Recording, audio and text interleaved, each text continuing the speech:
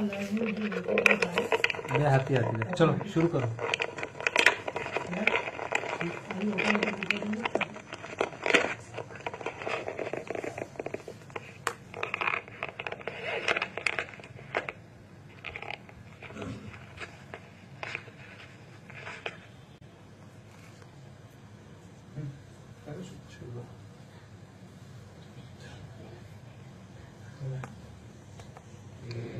جو کرنا ہے وہ کر کے بیٹھ جاؤ، یہاں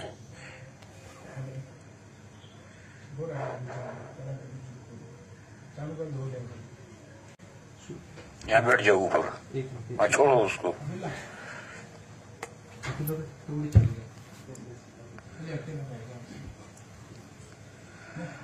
الحمد لله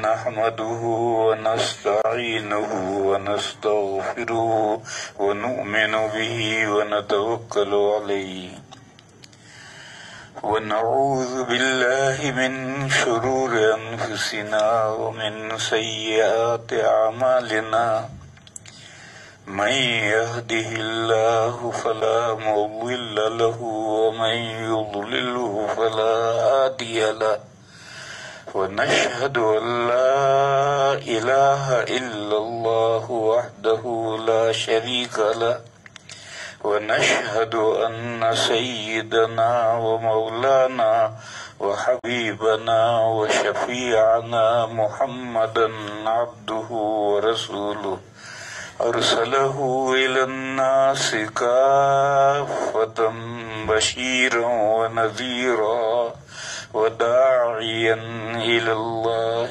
بإذنه وسراجا منيرا صلى الله تعالى عليه وعلى آله وصحبه وبارك وسلم تسليما كثيرا كثيرا وبعد فأعوذ بالله من الشيطان الرجيم بسم الله الرحمن الرحيم الحمد لله رب العالمين الرحمن الرحيم مالك يوم الدين إياك نعبد وإياك نستعين اهدنا الصراط المستقيم صراط الذين أنعمت عليهم غير المغضوب عليهم ولا الضالين آمين بسم الله الرحمن الرحيم ألف لام ميم ذلك الكتاب لا ريب فيه هدى للمتقين الذين يؤمنون بالغيب ويقيمون الصلاة ومما رزقناهم ينفقون والذين يؤمنون بما أنزل إليك وما أنزل من قبلك وبالآخرة هم يوقنون أولئك على هدى من ربهم وأولئك هم المفلحون صدق اللہ مولانا العظیم۔ بزرگوں اور بھائیوں، آج ماہ مبارک کا پہلا دن ہے، پہلی تراویح پڑھ کر ہم فارغ ہوئے ہیں اور آج سے ہم بیان شروع کر رہے ہیں۔ آج تمہید کے طور پر 2-4 باتیں عرض کر رہا ہوں، بیان کل سے شروع کروں گا تاکہ سب لوگ شریک ہو سکیں۔ ایک مسئلہ، حضرت امام مالک علیہ الرحمہ اکیلے یہ فرماتے ہیں کہ فرض نماز میں تکبیر تحریمہ کے بعد نہ ثنا ہے نہ کوئی ذکر ہے۔ یہ امام مالک علیہ الرحمہ کا مذہب ہے. وہ کہتے ہیں فرض نماز اللہ اکبر الحمدللہ رب العالمین، قرات شروع کر دو. تکبیر اور قرات کے درمیان میں ثنا بھی نہیں ہے اور کوئی دوسرا ذکر بھی نہیں. امام مالک علیہ الرحمہ کے علاوہ دوسرے جو 3 امام ہیں وہ کہتے ہیں کہ نہیں، ذکر ہے.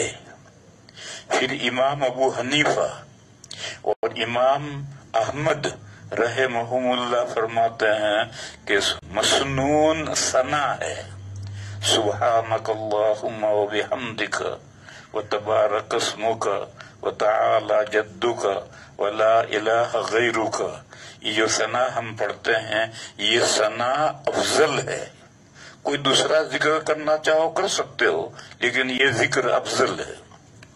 اور حضرت امام شافعی علیہ الرحمہ فرماتے ہیں کہ دعائے توجیہ یا دعا اللہم باعد بینی و بین خطایایا، یہ 2 لمبی دعائیں ہیں. یا تو اللہم انی وجہت وجہی للذی فطر السماوات والارض، یہ دعائے توجیہ ہے، لمبی ہے، اسے پڑھو، یہ افضل ہے. اور دوسرا قول ان کا یہ ہے کہ اللہم باعد بین خطایا، یہ دعا لمبی ہے، یہ پڑھنا افضل ہے. یہ جو اختلاف ہے اس میں 2 جگہ پر سمجھنے کی بات ہے. ایک تو یہ کہ امام مالک علیہ الرحمہ کیوں انکار کرتے ہیں. دوسرے 3 ائمہ جب دعا یا ثنا کو مانتے ہیں تو امام مالک علیہ الرحمہ کیوں انکار کرتے ہیں. ایک تو مسئلہ یہ سمجھنے کا ہے. دوسرا مسئلہ یہ سمجھنا ہے کہ 2 امام ثنا کو افضل کہتے ہیں اور امام شافعی علیہ الرحمہ اس دعائے توجیہ کو یا اللہ مباعد کی دعا کو افضل کہتے ہیں. یہ کیوں ہے؟ وجہ اس میں اختلاف کی وجہ کیا ہے؟ حضرت امام مالک علیہ الرحمہ کی دلیل بخاری شریف کی یہ حدیث ہے اور ترمذی میں بھی ہے اور سبھی بنیادی کتابوں میں ہے کہ نبی پاک صلی اللہ علیہ وسلم اور ابو بکر اور عمر رضی اللہ تعالی عنہم یہ نماز شروع کیا کرتے تھے الحمدللہ رب العالمین سے. تو امام مالک کہتے ہیں کہ اللہ اکبر تکبیر تحریمہ کہو اور اس کے بعد میں الحمدللہ رب العالمین سے نماز پڑھنا شروع کر دو. حضور بھی اسی طرح نماز شروع کرتے تھے، ابو بکر بھی اسی طرح نماز شروع کرتے تھے، عمر بھی اسی طرح سے نماز شروع کرتے تھے. تو ان کی دلیل یہ ہے اور حدیث بہت مضبوط ہے، بخاری کی حدیث ہے، ترمذی میں بھی حدیث ہے. دوسرے 3 امام کہتے ہیں کہ ایک مرتبہ بصرے سے ایک وفد آیا طالب علموں کا. حضرت عمر رضی اللہ تعالی عنہ کا دور خلافت تھا اور ان طالبہ نے کہا کہ ہم نماز سیکھنے کے لیے آئے ہیں. تو حضرت عمر رضی اللہ تعالی عنہ نے اس کے بعد نماز پڑھائی تو نماز میں ہر وہ بات جو سرن کہی جاتی تھی اسے جہرن پڑھا تاکہ یہ طالب علم سن کر کے نماز سیکھیں. اس دن حضرت عمر نے اللہ اکبر کے بعد ثنا پڑھی تھی. اس سے 2 باتیں نکلی. ایک بات تو یہ نکلی کہ ذکر ہے، اگر ذکر نہ ہوتا حضرت عمر نے فرض نماز پڑھائی تھی اور اس میں ہر چیز جہرن پڑھی تھی، اس میں ثنا بھی جہرن پڑھی. تو اگر یہاں ذکر نہ ہوتا تو حضرت عمر یہاں ثنا نہ پڑھتے. دوسری بات یہ کہ ثنا افضل ہے، اسی لیے جو دوسری دعائیں امام شافعی علیہ الرحمہ جو دعائیں کہتے ہیں وہ بھی صحیح روایتوں میں دعائیں ہیں، لیکن وہ نفلوں کے لیے ہیں اور تہجد کے لیے ہیں، فرضوں کے لیے یہ دعا ہے. حضرت عمر نے فرض میں یہی ثنا پڑھی تھی. پھر دوسری وجہ حضرت شاہ ولی اللہ صاحب علیہ الرحمہ نے ذکر کی ہے. حضرت شاہ ولی اللہ صاحب علیہ الرحمہ نے حجت اللہ البالغہ میں یہ لکھا ہے کہ شریعت خواص کے لیے تو لمبی لمبی دعائیں رکھتی ہے اور عوام کے لیے بہت چھوٹی، تاکہ عوام اسے یاد کر سکیں، پڑھ سکیں۔ اور حضرت نے مثال دی کہ رکوع کے لیے سبحان ربی العظیم ذکر رکھا، یہ قرآن میں آیا ہے، وہ رکھا ہے۔ اور رکوع میں چونکہ ٹھہرانا ہے تو کہا کم سے کم 3 مرتبہ یہی کہو، 3 مرتبہ کا جتنا لمبا ذکر نہیں بتایا، سبحان ربی العظیم اسی کو 3 مرتبہ کہو۔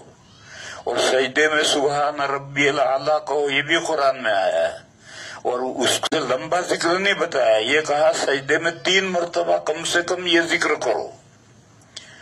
تو عوام کے لیے نماز سب کو پڑھنی ہے، خواص کو بھی پڑھنی ہے، عوام کو بھی پڑھنی ہے، اس لیے یہ ثنا چھوٹا ذکر ہے، اس لیے یہ عام مسلمانوں کے لیے یہ بہتر ہے تاکہ لوگ آسانی سے اسے یاد کر سکیں، پڑھ سکیں۔ اور وہ جو اللہم انی وجہت وجہیہ ہے یا اللہم باعد بین خطایا ہے، یہ بہت لمبا ذکر ہے، عوام کے لیے یاد کرنا بھی مشکل ہے، مجھے ہی یاد نہیں پورا ہے، عوام کے لیے اس کا یاد کرنا بھی مشکل ہے۔ اس لیے حنفیہ نے اور حنابلہ نے، امام ابو حنیفہ نے اور امام احمد رحمہ اللہ نے کہا کہ ثنا افضل ہے، اور امام شافعی علیہ الرحمہ نے کہا کہ وہ جو تو دعائے توجیہ ہے اور دعائے باعد ہے وہ اس کی روایت اعلیٰ درجے کی ہیں، صحیح ہیں، اور اصح ما فی الباب کو ائمہ لیتے ہیں، تو اس قاعدے سے امام شافعی رحمۃ اللہ علیہ نے وہ دعائیں لی، اور امام ابو حنیفہ اور امام احمد نے ان 2 چیزوں کو سامنے رکھ کر کے یہ ذکر پسند کیا۔ تو ایک بات تو یہ ہے، دوسری بات یہ ہے کہ یہ جو امام مالک علیہ الرحمہ جو حدیث پیش کرتے ہیں اس کا کیا جواب ہے کہ حضور اور صحابہ ابو بکر اور عمر نماز شروع کرتے تھے الحمدللہ رب العالمین سے، اس کا کیا جواب ہے؟ اس کا جواب یہ ہے کہ الحمدللہ رب العالمین سے جو قرات ہے وہ تو فرض اور واجب ہے، اور اس سے پہلے جو ثنا ہے وہ ضروری نہیں ہے، سنت ہے، اگر نہ بھی کرو تو اس سے کوئی فرق نہیں پڑتا۔ جیسا کہ آج کل ہمارے حافظ کہاں ثنا پڑھی انہوں نے، اللہ اکبر کہا، میری آدھی ثنا بھی نہیں ہوئی اور انہوں نے یہ کام شروع کر دیا، تو کوئی حرج نہیں، وہ کوئی فرض تو نہیں ہے، فرض تو سورہ فاتحہ اور آگے کا فرض یہ ہے۔ سوال ہے کہ پھر جب فرض نہیں ہے تو ہے کیوں؟ یہ نقطہ مجھے اصل سمجھانا ہے کہ جب فرض نہیں ہے تو یہ ہے کیوں؟ اس کی وجہ یہ ہے کہ مقتدیوں کو امام کے قراءت شروع کرنے سے پہلے تکبیر تحریمہ کہہ کر نماز میں شامل ہو جانا چاہیے۔ اب اگر امام اللہ اکبر کہہ کر فوراً قراءت شروع کر دے گا تو بعض مقتدی ابھی نیت ہی باندھتے رہ جائیں گے، ابھی نماز میں وہ شامل بھی نہیں ہوئے اور یہاں قراءت شروع ہو گئی۔ اس لیے یہ مسنون ذکر رہا کہ امام تکبیر تحریمہ کر کے یہ مسنون ذکر کرے تو اتنی دیر میں وہ سب نیت باندھ کر کے تکبیر تحریمہ کر کے نماز میں شامل ہو جائیں گے، تو شروع سے قراءت نماز میں سن سکیں گے۔ یہ حکمت ہے اس کی، اس مسنون ذکر رکھنے کی۔ تو اس لیے یہی حکمت یہاں بھی ہے کہ آج ہم اگر بات آگے بڑھا دیں گے، شروع کر دیں گے تو ابھی لوگوں کو پتہ ہی نہیں ہے، اس لیے ہم ادھر ادھر کی تھوڑی باتیں کر لیں تاکہ سب لوگوں کو پتہ چل جائے تو کل قاعدے سے لوگ شریک ہو جائیں۔ آج پروگرام ہے 10 بجے بیان شروع کرنے کا، آج 10:05 پر ہماری تراویح ختم ہوئی، اس لیے پروگرام یہ بنایا ہے کہ کل ہمیں جلدی شروع کریں گے، 8:20 پر تراویح شروع کر دیں گے اور ٹھیک 10 بجے بیان شروع کریں گے۔ اس لیے آج بیان شروع نہیں کر رہے، ادھر ادھر کی باتیں کر رہے ہیں۔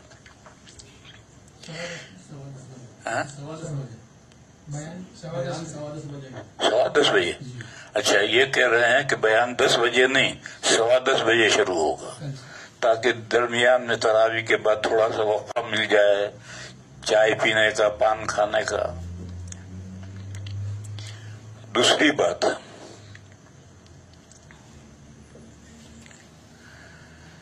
واٹس ایپ پر میں نے ایک مولوی کا بیان پڑھا،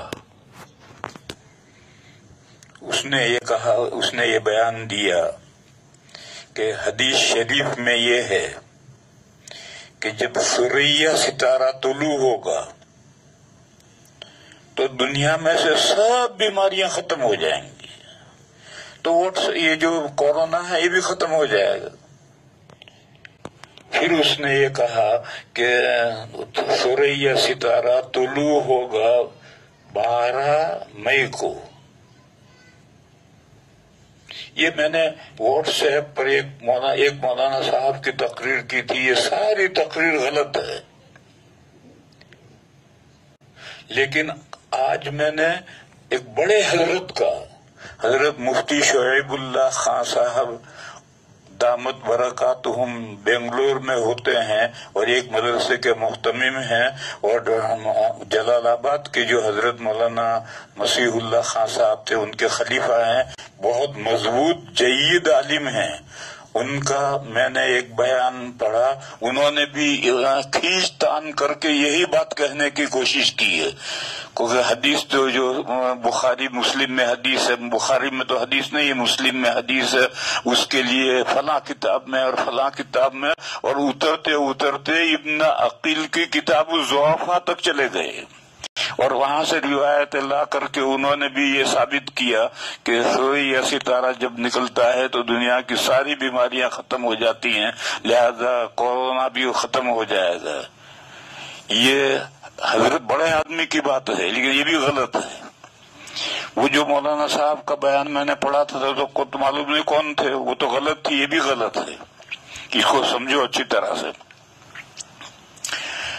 حدیثوں میں کچھ حدیثیں ایسی ہوتی ہیں کہ جو بظاہر عام نظر آتی ہیں مگر حقیقت میں وہ خاص ہوتی ہیں، اور بعض حدیثیں جو خاص ہوتی ہیں وہ حقیقت میں عام ہوتی ہیں۔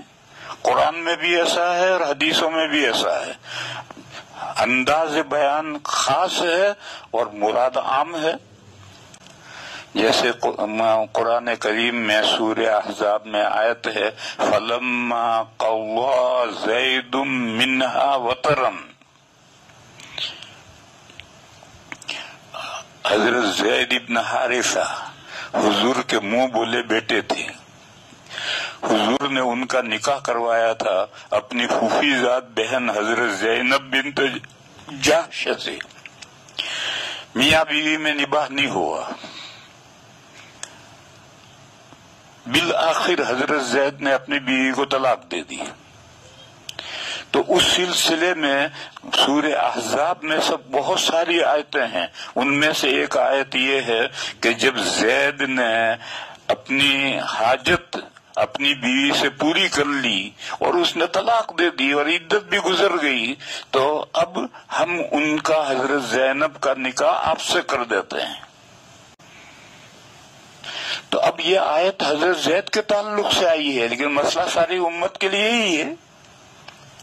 تو کبھی نص ہوتی ہے خاص انداز پر اور حکم ہوتا ہے عام۔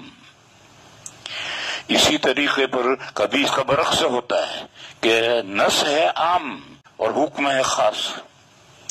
اس کی مثال ہے، ایک مشہور حدیث ہے الائمۃ من قریش، مسلمانوں کا جو سربراہ اعظم ہے امیر المومنین وہ قریش ہی میں سے ہونا چاہیے، الائمۃ من قریش۔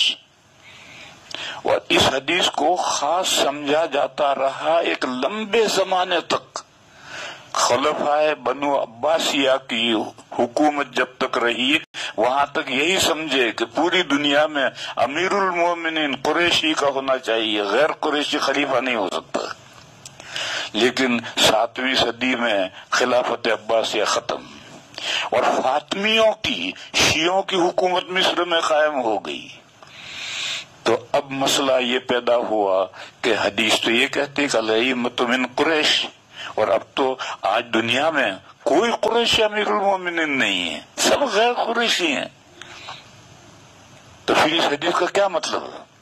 تو لوگوں نے کہا کہ یہ حدیث بظاہر خاص ہے کہ قریش ہی میں سے امیر المومنین ہونا چاہیے، لیکن یہ بظاہر عام ہے کہ ہر زمانے میں اور پوری دنیا میں اور ہر زمانے میں خلیفہ اور امیر المومنین قریش میں سے ہونا چاہیے۔ حدیث عام ہے مگر عام نہیں، خاص ہے۔ وہ خاص کیا ہے؟ نبی پاک صلی اللہ علیہ وسلم کی وفات کے بعد کئی مسائل میں اختلاف ہوا تھا، اور ان مسائل میں نبی پاک صلی اللہ علیہ وسلم نے پہلے سے پیشین گوئی فرمائی تھی۔ مثلا یہ مسئلہ اختلافی ہوا کہ حضور پاک صلی اللہ علیہ وسلم کی تدفین کہاں ہو۔ کچھ لوگوں نے کہا کہ حضور کا وطن مکہ ہے، لہذا جنازہ مکہ لے جا کر مکہ میں دفن کریں۔ کچھ لوگوں نے کہا کہ انبیاء کی سرزمین فلسطین ہے، لہذا حضور کا جنازہ فلسطین لے جا کر وہاں دفن کریں۔ کسی نے کہا کہ حضور ہجرت کر کے مدینہ آئے ہیں، لہذا مدینہ میں جنازہ دفن کیا جائے۔ یہ سب اختلاف ہوا۔ اس وقت حضرت ابو بکر صدیق رضی اللہ تعالیٰ عنہ جو خلیفہ بن گئے تھے، انہوں نے حدیث سنائی کہ میں نے حضور سے ایک حدیث سنی ہے اور وہ مجھے ایسی یاد ہے جیسا میں نے ابھی سنی ہو۔ حضور نے فرمایا کہ اللہ تعالیٰ ہر پیغمبر کی روح وہاں قبض کرتے ہیں جہاں اس کو دفن ہونا پسند ہوتا ہے۔ اب یہ حدیث سامنے آ گئی، تو ٹھیک جس چارپائی پر حضور کی وفات ہوئی تھی اسی کے نیچے قبر کھدی اور وہیں حضور کی تدفین ہوئی، تو اس گویا حدیث میں اشارہ تھا اور اس اشارے کے مطابق دفن ہوئی۔ اب یہ تو انبیاء سے تعلق ہے، اس کا عام مسلمانوں سے کوئی تعلق نہیں ہے۔ میں تو سمجھانا یہ چاہتا ہوں کہ بعض حدیثوں میں پیشین گوئیوں کے طور پر ہوتی ہے۔ کبھی ایسا بھی ہوا ہے کہ پیشین گوئی کے طور پر حدیث ہوتی ہے مگر بات واضح نہیں ہوتی ہے، تو اللہ تعالیٰ اس کا فیصلہ کرتے ہیں۔ یہ مسئلہ اختلافی ہوا کہ حضور کو کیسے نہلایا جائے۔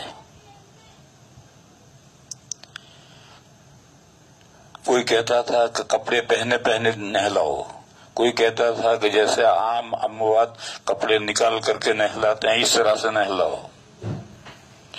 یہ سب کمرے میں جہاں حضور کی جنازہ رکھا ہوا ہے وہاں بیٹھے ہوئے سب صحابہ بیٹھے یہ مسئلہ بات کر رہے، اور بیٹھے سب کو اونگ آنے لگی۔ جب سارے اونگنے لگے تو کسی نے کمرے کے کونے سے کسی نے کہا کہ حضور کو کپڑے پہنے ہوئے نہلاؤ۔ سب کی آنکھ کھل گئی اور سب نے آواز سنی۔ تو یوں بھی اللہ فیصلہ کرتے ہیں۔ اسی طرح سے قبر بنانے کی دو صورتیں ہیں، ایک قبر ہوتی ہے بغلی ہوتی ہے اور ایک قبر ہوتی ہے شق ہوتی ہے، صندوقچی ہوتی ہے۔ ہمارے یہاں دیوبند میں صندوقچی بنتی ہے اور دوسری جگہ پر کہیں بغلی بنتی ہے۔ تو یہ اختلاف ہوا کہ حضور کی قبر کیسی بنائی ہے۔ تو کسی نے ایک حدیث آئی سامنے، حضور نے فرمایا کہ اللحد لنا والشق لغیرنا، لحد ہمارے لیے ہے اور شق ہمارے علاوہ کے لیے ہے۔ یہ حدیث بھی سامنے تھی، مگر جائز تو دونوں طرح کی قبریں ہیں۔ پھر لغیرنا کے معنی ہندوؤں کے لیے ہے، غیر مسلموں کے لیے ہے، تو مطلب ہے نہیں۔ اور مدینہ میں دو صحابی تھے، ایک لحد بنانے کے ماہر تھے، ایک شق بنانے کے ماہر تھے۔ تو آخر میں فیصلہ یہ ہوا کہ دو آدمی بھیجو، ایک ان کو بلانے کے لیے ایک ان کو بلانے کے لیے، جو پہلے آ جائے وہ اپنا کام کرے۔ چنانچہ دو آدمی گئے تو جو شق بنانے تھے وہ گھر ملے ہی نہیں، اور جو لحد بنانے تھے وہ آئے اور انہوں نے حضور کی خبر میں لحد بنائی. اب معلوم ہوا کہ لحد لنا میں پیشین گوئی تھی کہ میری خبر میں لحد بنا ہے، اور وہ سمجھ میں پیشین گوئی نہیں آئی، تو اس طریقے پر اللہ نے فیصلہ کیا. بہرحال میں یہ مثالیں دے رہا ہوں اس کا کہ بعض پیشین گوئیاں ہوتی ہیں. نبی پاک صلی اللہ علیہ وسلم کی وفات کے بعد میں یہ مسئلہ انصار نے کھڑا کیا. انصار نے کہا منا امیر و منکم امیر، ہم انصار میں سے ایک امیر اور مہاجرین میں سے ایک امیر، دو امت کے دو امیر المومنین. اس وقت حضرت صدیق اکبر نے یہ حدیث پیش کی اور یہ کہا کہ نہیں، دو امیر المومنین نہیں ہوں گے، الائمۃ من قریش، ائمہ ایک نہیں، جتنے دن تک امامت کا سلسلہ چلے گا امام قریش میں سے ہوگا اور ایک ہوگا. چنانچہ سب کی سمجھ میں بات آ گئی اور سب نے حضرت ابو بکر صدیق رضی اللہ تعالی عنہ کے ہاتھ پر بیعت کر لی، اور ایک لمبے زمانے تک 700 سال تک امام قریش میں سے ہوتا آیا. لیکن یہ مسئلہ نہیں بلکہ پیشن گوئی. مسئلہ تو آج ایک بات درمیان میں ایک بات کہوں، یہ جو شیعہ ہیں وہ شیعہ یہ کہتے ہیں کہ امیر المومنین ہاشمی ہونا چاہیے، یعنی حضرت ہاشم کی اولاد میں، حضرت علی کی اولاد میں امیر المومنین ہونا چاہیے. صحیح نہیں ہے. اس پر رد کرنے والوں نے یہ کہا کہ اگر اسلام میں یہ شرط ہے کہ امیر المومنین ہاشمی ہے ہونا چاہیے تو پھر اس کا مطلب یہ ہے کہ اسلام عالمگیر مذہب نہیں ہے. یہ خاندان کا قیامت تک کے لیے خاندان کا امیر المومنین ہوگا تو عالمگیر مذہب کہاں ہوگا؟ تو اسی طریقے پر اگر امیر المومنین قریشی ہونا چاہیے تو ساری دنیا میں قریشی کہاں سے لاؤ گے؟ اور قریشی ہونا ضروری ہے تو پھر اسلام عالمگیر مذہب کہاں رہا؟ 700 سال کے بعد میں جب خلافت کا نظام بکھر گیا اور فاطمی خلیفہ بن گئے تب سے مسئلہ یہ حدیث پیچھے چلی گئی. بلکہ جب عثمانیوں کا خلافت آئی 500 سال تک یہ جو ہلاکو خان اور چنگیز خان جس نے ملک تباہ کیا تھا اس کی اولاد میں ایک عثمان نام کے مسلمان ہوئے، انہوں نے 500 سال حکومت کی ہے، اور ترکی ان کا دارالسلطنت تھا. وہ تو عرب ہی نہیں تھے، وہ تو ترکستان کے تھے. تو اس طرح سے الائمۃ من قریش جو ہے وہ الفاظ تو اگرچہ عام ہیں لیکن یہ پیشن گوئی ہے. حضور کے بعد میں جو فوراً اختلاف ہوگا اس اختلاف کے سلسلے میں پیشن گوئی ہے. اور ابو بکر نے یہ حدیث پیش کی اور اس حدیث پر ہی اتفاق ہو گیا، انصار پیچھے ہٹ گئے اور حضرت صدیق اکبر کی خلافت پر سب کا اتفاق ہو گیا. میرے بھائیوں، ٹھیک اسی طرح سے سمجھو کہ جب سورج یا ستارہ طلوع ہوتا ہے تو بیماری ختم ہو جاتی ہے.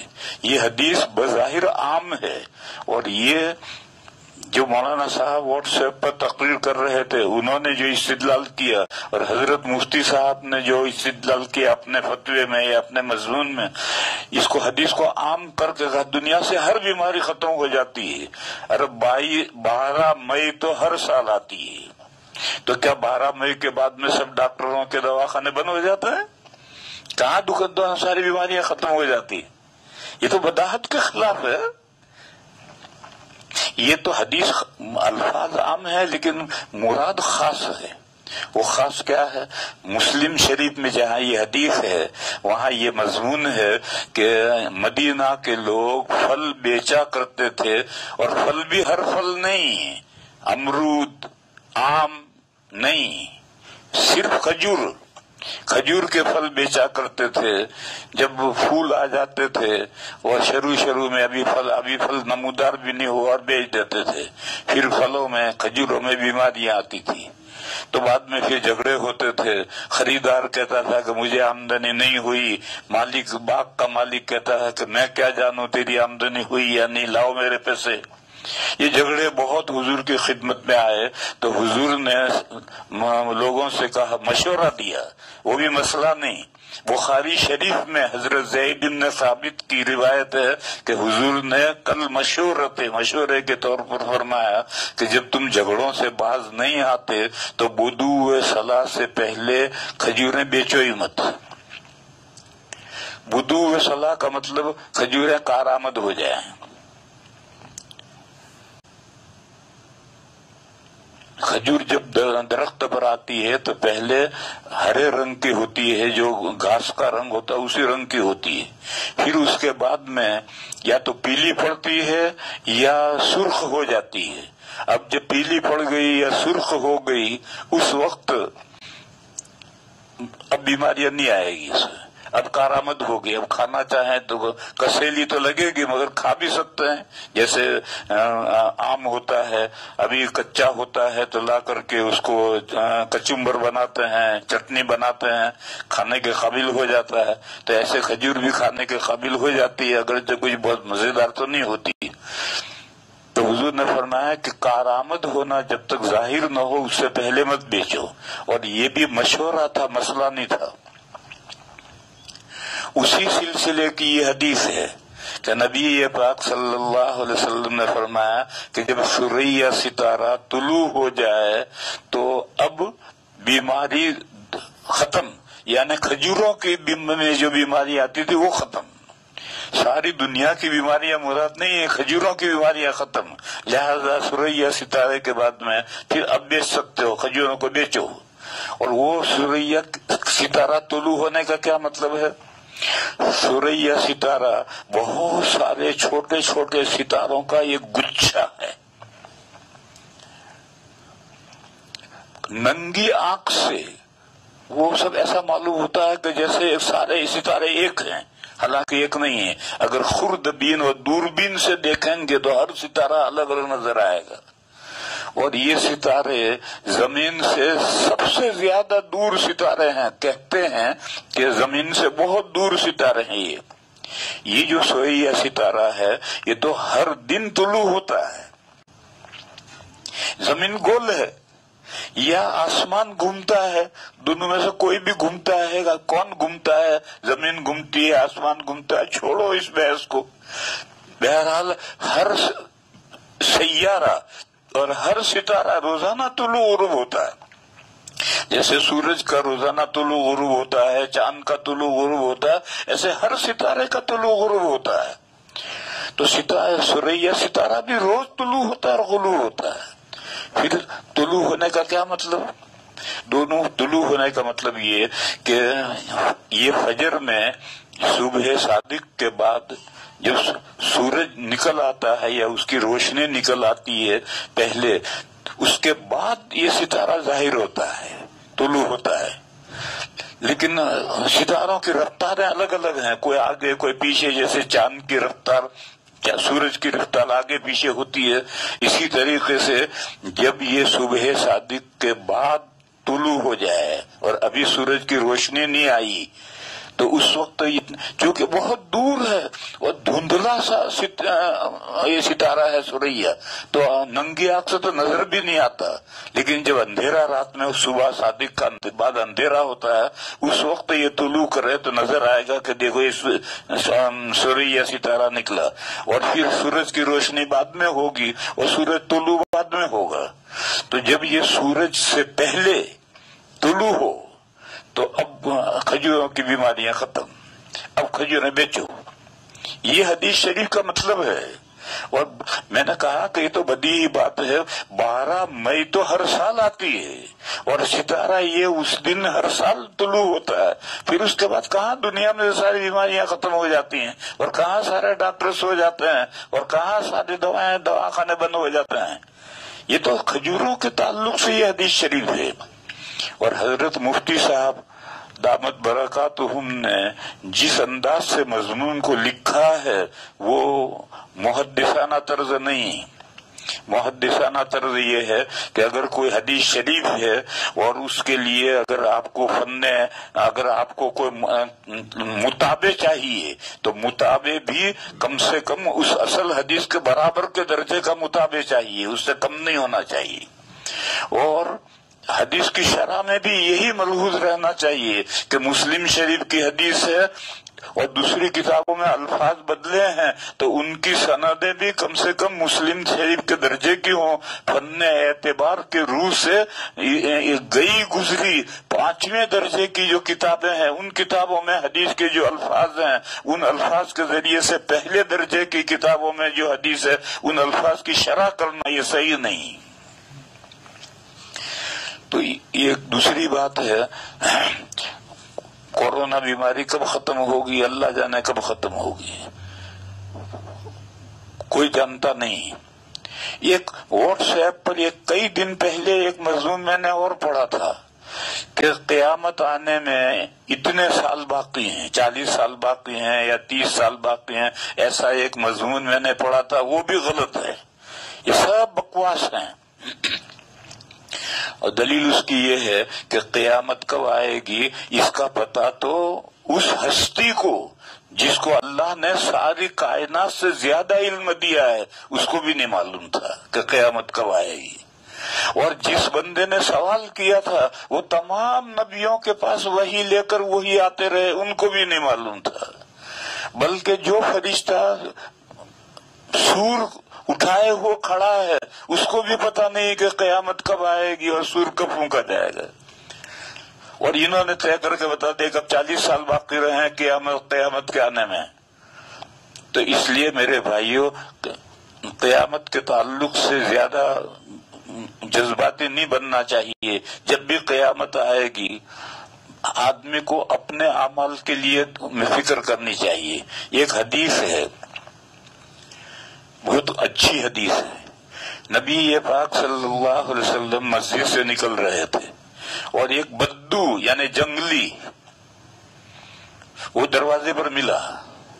اس نے یہ جو بدو ہوتے ہیں دیہاتی نہیں، دیہاتی تو شہری ہو گئے ہیں اب، یہ تو جنگلی بالکل جن کو لوگوں سے کوئی تعلق نہیں، جنگل کے رہنے والے، ان میں کوئی تہذیب نہیں ہوتی ہے. تو دروازے پر اس نے پوچھا متی الساعہ، قیامت کب آئے گی. یہ جو پرانے زمانے کے جو جنگلی ہوتے تھے دیہات، اب تو دیہات رہے نہیں، اب تو ساری دنیا شہر بن گئی. تو حضور نے اس سے پوچھا ما اعددت لہا، تو نے قیامت کے لیے کیا تیاری کی. اچھا یہ جو جنگل کے رہنے والے ہوتے ہیں ان میں بھی اللہ کے فضل سے بعض ذہین سمجھدار ہوتے ہیں. تو اس نے بہت شاندار جواب دیا.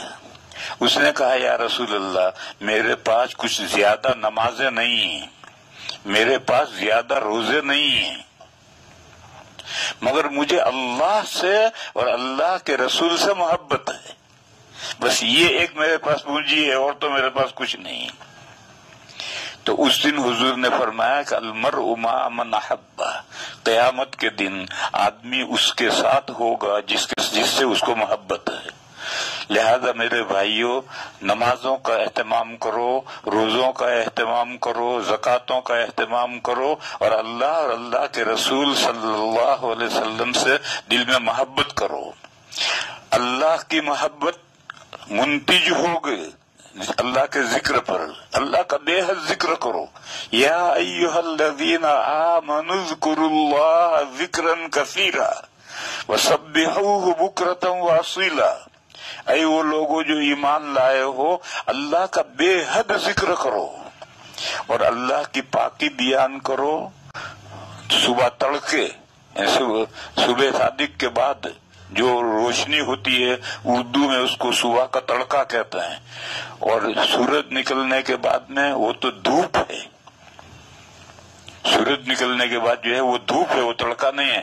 مگر گجراتی میں سورج نکلنے کے بعد جو دھوپ ہے اس کو بھی تڑکا کہتے ہیں. تو اس لیے دھوکہ نہیں ہونا چاہیے. میں مثال دوں، سر کو گجراتی میں کہتے ہیں ماتھا، اردو میں ماتھا کہتے ہیں. یہ پیشانی کا یہ حصہ جو زمین پر سجدے میں ہم رکھتے ہیں اس کو ماتھا کہتے ہیں، اور گجراتی میں سارے سر کو ماتھا کہتے ہیں. اب سارے سر پہ یہاں سے یوں رکھ دو یا یہاں سے یوں رکھ دو تو سجدہ تھوڑی ہوگا. تو ہر زبان کے اعتبار سے الفاظ الگ ہوتے ہیں، معنی الگ ہیں. تو اردو کا لفظ ماتھا یعنی جس کو گجراتی میں پیشانی کہتے ہیں، اور سر جس کو ماتھا گجراتی میں کہتے ہیں وہ الگ ہے اور پیشانی الگ ہے. تو اسی طریقے پر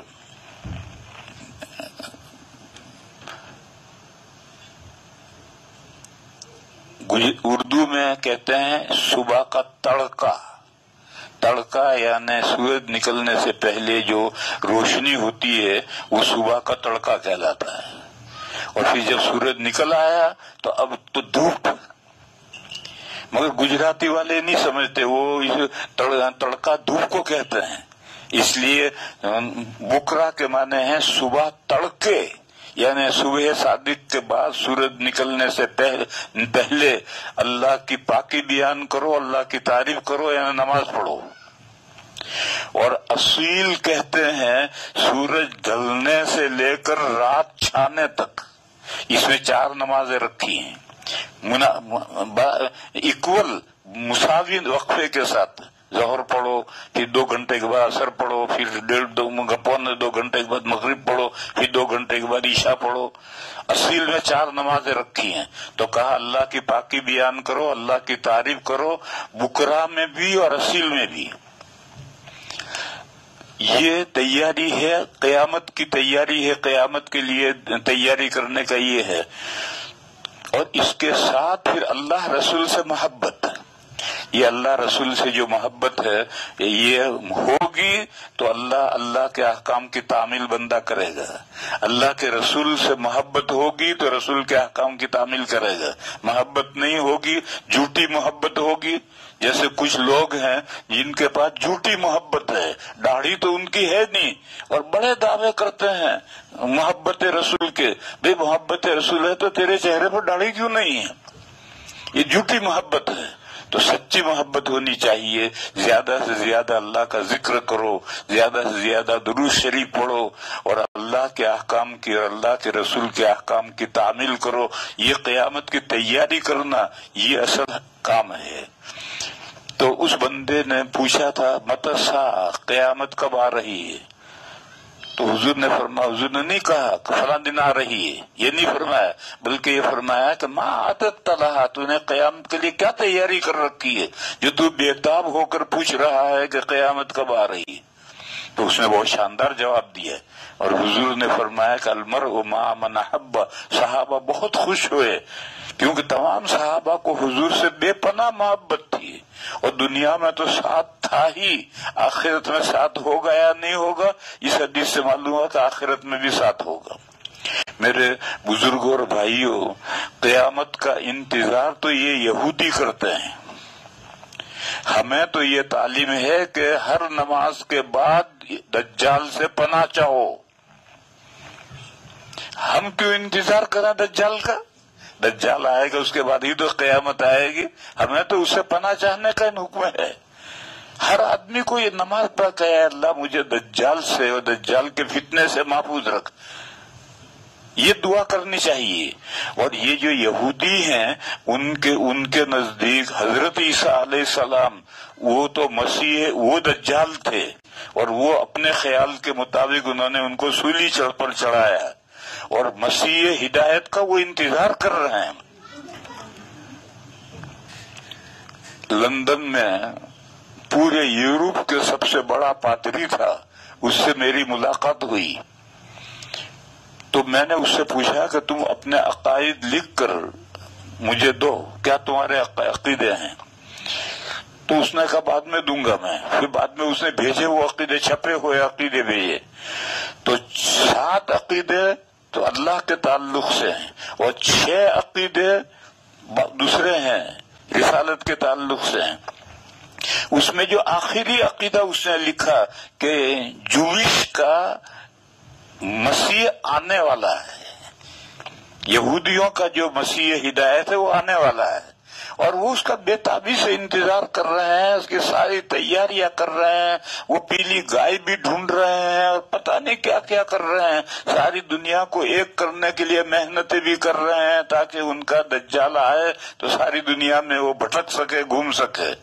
हमको क्या आफत आई है, क्या मुसीबत आई है कि हम दज्जाल के और कयामत के इंतजार में कि महदी कब आएंगे और ईसा अलैहिस्सलाम कब आएंगे। अरे भाई, जो कुछ होना है वो वक्त पर होता रहेगा। तो अपनी फिक्र, हमको अपनी फिक्र करनी है, अपनी नमाजें, अपने रोजे, अपनी ज़कातें, अपना जिक्र, अपनी अल्लाह और अल्लाह के रसूल से मोहब्बत, ये सब चीजें अपनी फिक्र करो, ज्यादा इन चीजों में मत पड़ो। और ये जो व्हाट्सएप पर बयानात आते हैं, इन ज्यादा बयानात का भी ज्यादा एतबार नहीं करना चाहिए। व आखिर दावाना अनिल हम्दुलिल्लाहि रब्बिल आलमीन। बाकी बातें इंशाअल्लाह कल शुरू करेंगे। टाइमिंग बोल दो, टाइम बोल आइंदा कल से हजरत का बयान इंशाअल्लाह 10:15 बजे शुरू होगा।